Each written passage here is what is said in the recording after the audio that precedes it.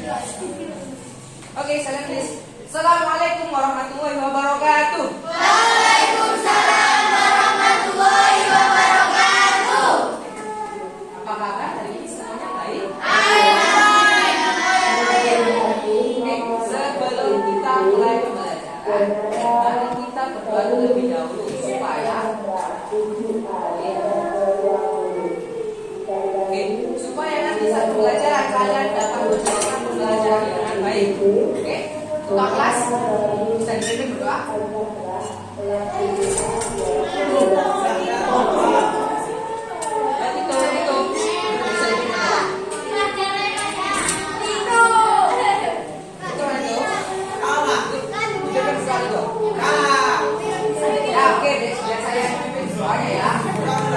Sebelum kita mulai pembelajaran pada pagi hari ini, mari kita mulai dengan doa. Al-Fatihah.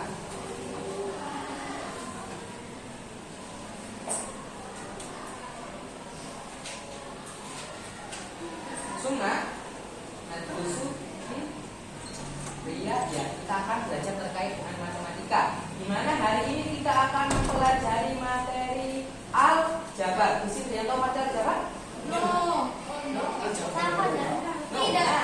Jadi sebelum kita mempelajari materi aljabar ini, kalian harus tahu dulu apa sih manfaatnya mempelajari materi aljabar. Nah, nanti manfaat mempelajari materi aljabar yang pertama memudahkan kalian dalam jual beli. Itu yang pertama. Nah, sekarang misalnya kalian punya kalian berjualan semangka dan juga melon. Nah, ada orang yang berjualan melon sama semangka. Kalian beli 3 melon dan 3 semangka. Berapakah kira-kira uangnya? Nah, itu nanti cara menyelesaikannya bisa pakai aljabar.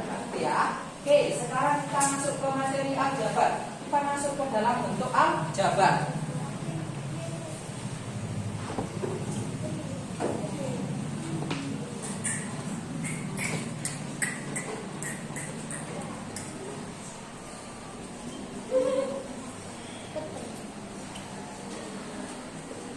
Nah, di sini ada yang tahu bentuk aljabar terdiri dari apa saja? Oke, sekarang misalnya aljabar itu biasanya dibentuk seperti ini.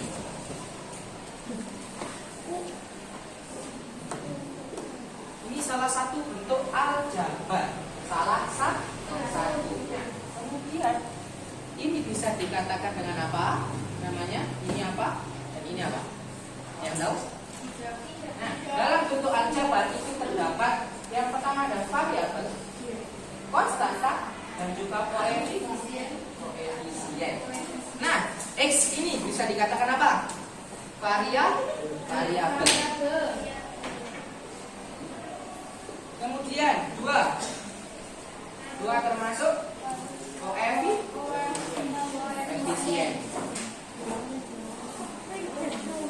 Nah, 18-nya bisa dimasukkan dalam konstanta. Itu ya.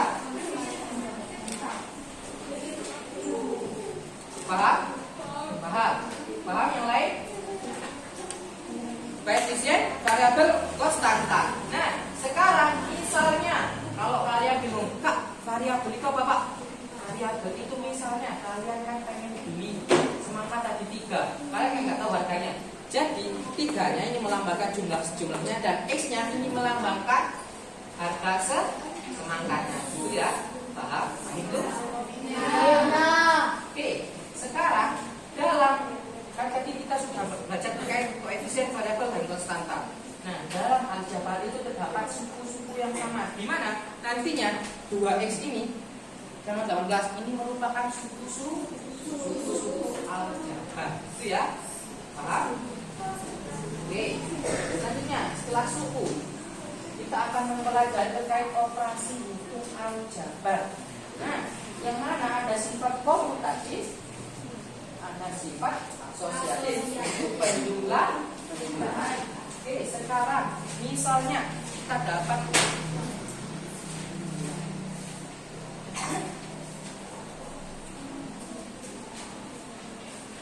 mau contoh soal yang berapa? 2. Nah, misalnya kita punya contohnya seperti ini.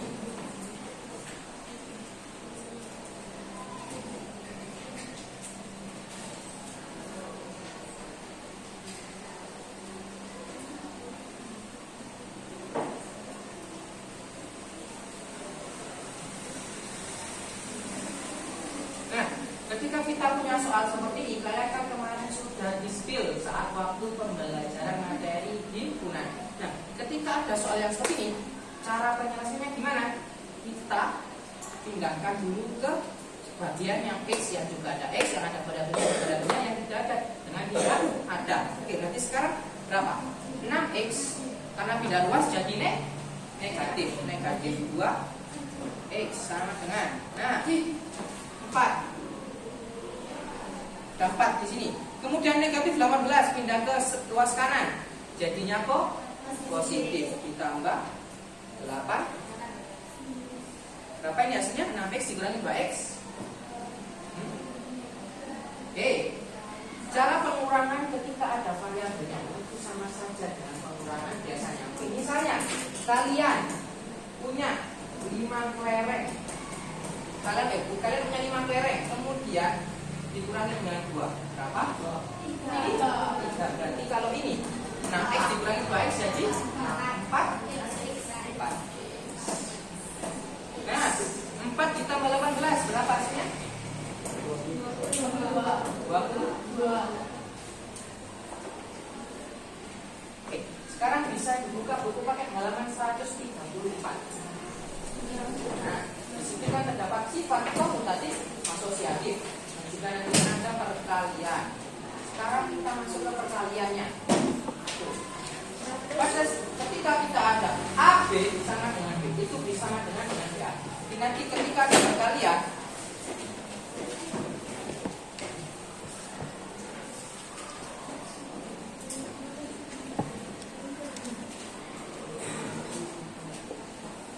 nah, sifat yang pertama ketika ada AB itu sama dengan BA. Mengapa seperti ini? Karena ketika dibalik seperti apapun hasilnya tetap sama. Contohnya 1 dikali dengan 2 sama dengan 2 dikali 1. Sama-sama kan hasilnya? Oke, paham yang pertama, sifat yang pertama. Terus sifat yang kedua itu dijabarkan deh. Jadinya ketika ada P dikali dengan A plus B itu sama dengan P dikali dengan A ditambah dengan P dikali dengan B. Nah, titik ini melambangkan perkalian. Mau bukti? Buktinya oke. Ketika ada 2 dikali dengan 1 ditambah dengan 3, maka hasilnya berapa ini? Yang dalam kurung didahulukan berarti? Yang dalam kurung didahulukan 1 tambah 3 4. 4 kali 2 4 kali 2 8. Oke, yang sekarang yang sini kita rubah ke dalam P dikali A ditambah P kali B. Jadi 2 dikalikan dengan 1 ditambah 2 dikalikan dengan 3. Berapa hasilnya? 2 kali 1 2. Kemudian 2 kali 3 6 tambah 2 sama kan? Lanjut. Yang bentuk 3 sama halnya ketika ada pengurangan juga. Ketika ada P kemudian ada A dikurangi B, itu sama dengan yang atas, jadinya sama dengan B.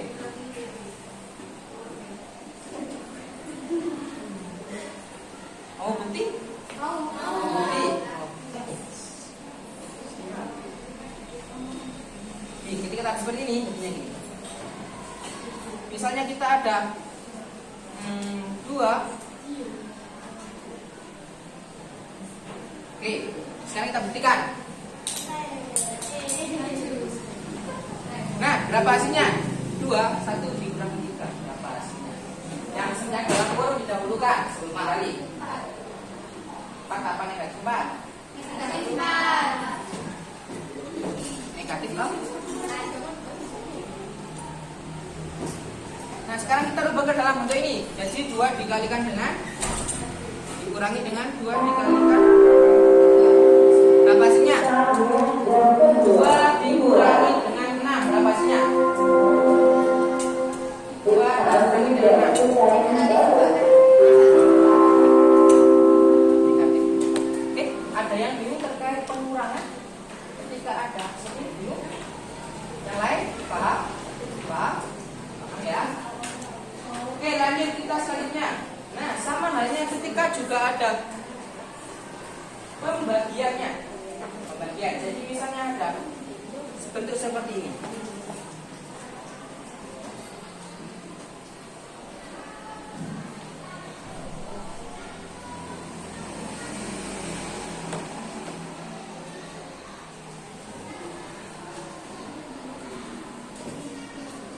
Nah, ketika ada bentuk seperti ini juga sama seperti harga yang atas, itu bisa dijabarkan. Jadi P dikali dengan A, kemudian dikali dengan B, dikurangi dengan B, kemudian ditambah P dikali dengan C, seperti ini. Nanti ketika kita buktikan juga akan menemukan hasil yang sama antara kedua ruasnya. Itu ya. H,